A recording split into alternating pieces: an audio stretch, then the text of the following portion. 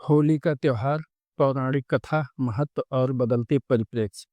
होली, जिसे रंगों का त्योहार कहा जाता है, हिंदू धर्म के सबसे प्रसिद्ध और उल्लासपूर्ण त्योहारों में से एक है।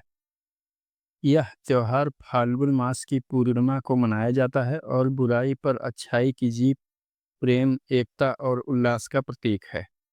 होली का महत्व केवल धार्मिक ही नहीं बल्कि सामाजिक और सांस्कृतिक भी है। इस त्योहार के साथ कई पौराणिक कथाएं जुड़ी हुई हैं जो इसके महत्व को और गहरा करती हैं।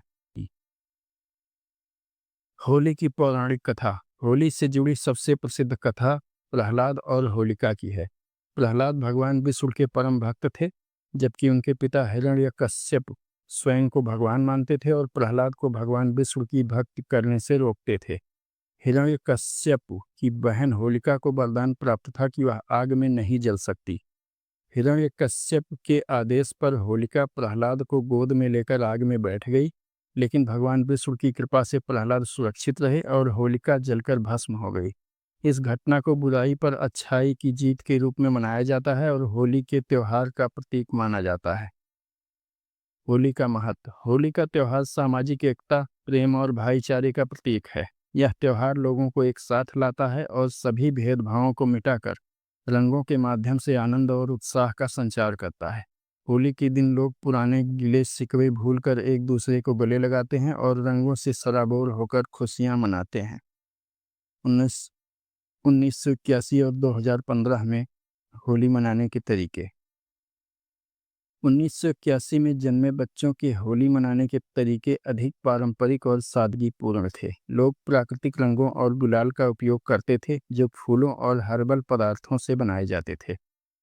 होली के दिन लोग एक दूसरे के घर जाते थे, गीत संगीत के साथ रंग खेलते थे और पारंपरिक व्यंजन जैसे गुझिया, पूरी और ठंडाई का आनंद लेते थे।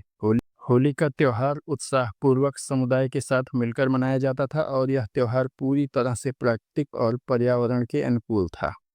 वहीं दो वहीं 2015 तक होली मनाने के तरीकों में काफ़ी बदलाव आया। बच्चों और युवाओं ने होली को अधिक आधुनिक तरीके से मनाना शुरू कर दिया।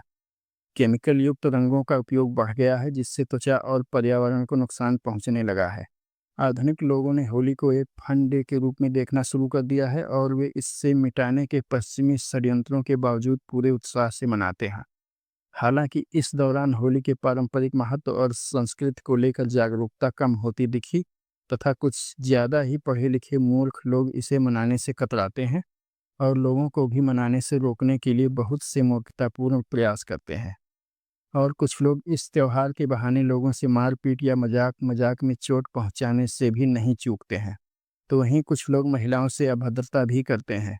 मजाक मस्ती खुशी प्रकट करने का मतलब दूसरे को चोट पहुंचाना या बदतमीजी करना नहीं होता। ऐसे लोग इस त्योहार को नुकसान पहुंचाने का कार्य करते हैं और पश्चिमी हिंदू धर्म विरोधी षड्यंत्र को सफल करते हैं। पश्चिमी प्रभाव और होली के उत्साह को कम करने के प्रयास। पश्चिमी सभ्यता के लोग और दूसरे विधर्मी वर्षों से हिंदुओं की संस्कृति और सभ्यता को मिटाने में लगे हुए हैं। हाल के वर्षों में होली के त्योहार के उत्साह और उमंग को कम करने तथा हिंदुओं की सांस्कृतिक पहचान को मिटाने के लिए कुछ पश्चिमी षड्यंत्र और तरीके सामने आए हैं। इनमें से कुछ प्रमुख हैं। रंग ना खेलो, पानी बचाओ अभियान। यह अभियान पर्यावरण संरक्षण के नाम पर पश्चिम के इशारे पर उनके भारतीय मूर्ख एजेंटों द्वारा शुरू किया गया। इसके पीछे होली के उत्साह को कम करने का उद्देश्य स्पष्ट नजर आता है। होली के दौरान पानी का उपयोग न करने, लोगों पर रंग न लगाने और अल्प मात्रा में केवल गुलाल से होली खेलने का दुष्प्रचार विभिन्न संचार माध्यमों से और विविध क्षेत्रों की हस्तियों द्वारा कराया जाने लगा है, जो होली त्यौहार आने के हफ्तों पहले से प्रचारित किया जाने लगता है। पहले युवा विवाहित और प्रेमी जोड़े इस त्योहार पर एक दूसरे को लगने की रोमांचक और अनूठी योजनाएं बनाते थे, जिससे उनमें आपसी प्रेम की वृद्धि होती थी।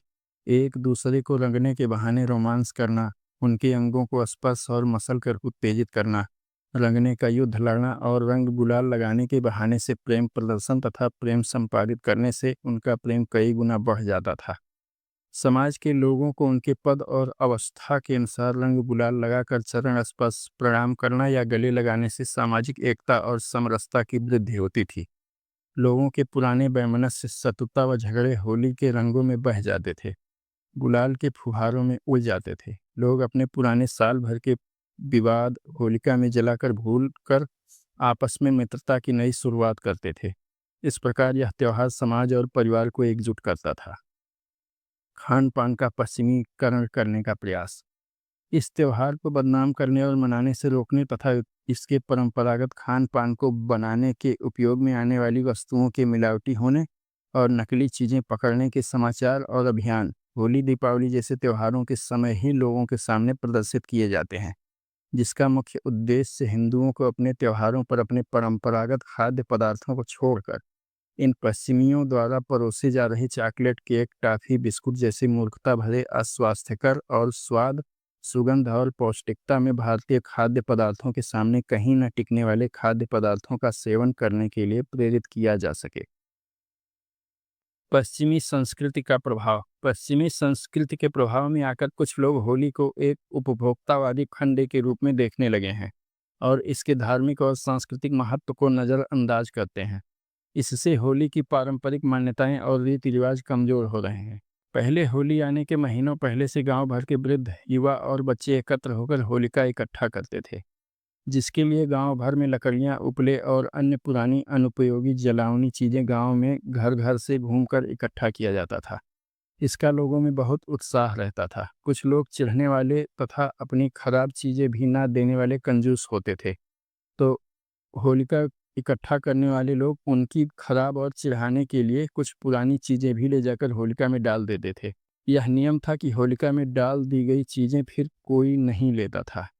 होली से पहले लोग उबटन लगाकर नहाते हैं, फिर उससे निकली मैल को कुछ गोबर के बने चक्रों, गेहूं, जौ की बालियों के साथ रात को होलिका दहन के समय या दिन में ही होलिका में फेंक देते थे।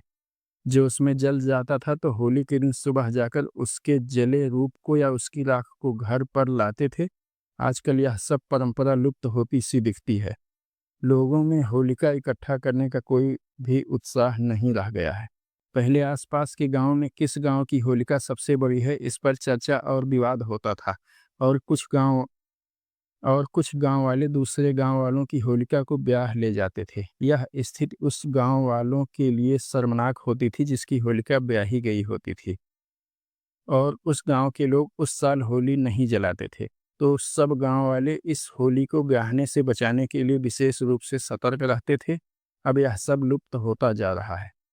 निष्कर्ष। होली का त्यौहार हिंदू संस्कृति और परंपरा का एक अभिन्न अंग है। यह न केवल बुराई पर अच्छाई की जीत का प्रतीक है, बल्कि सामाजिक एकता और प्रेम का भी प्रतीक है। हालांकि समय के साथ होली मनाने के तरीकों में बदलाव आया है और पश्चिमी प्रभाव तथा दुष्प्रचार के कारण इसके उत्साह, उमंग और महत्व को कम करने के प्रयास भी हुए हैं तथा इसे मनाने के तौर तरीकों में भी बदलाव आ रहा है। आज यह त्यौहार भी पश्चिमी सभ्यता द्वारा प्रायोजित एक अनावश्यक खरीदारियों के अवसर के रूप में मनाया जाने लगा है और खरीदारी भी पश्चिमी उत्पादों की, जिनका भारतीय आर्थिक व सामाजिक जीवन तथा धर्म परंपराओं से कुछ लेना देना नहीं होता है। यह आवश्यक है कि हम होली के पारंपरिक महत्व को समझें और इसे परंपरागत रूप से पर्यावरण के अनुकूल तरीके से मनाएं, ताकि इसकी सांस्कृतिक पहचान बनी रहे। होली का असली उद्देश्य प्रेम, एकता और उल्लास का संचार करना है और इसे बनाए रखना हम सभी की जिम्मेदारी है।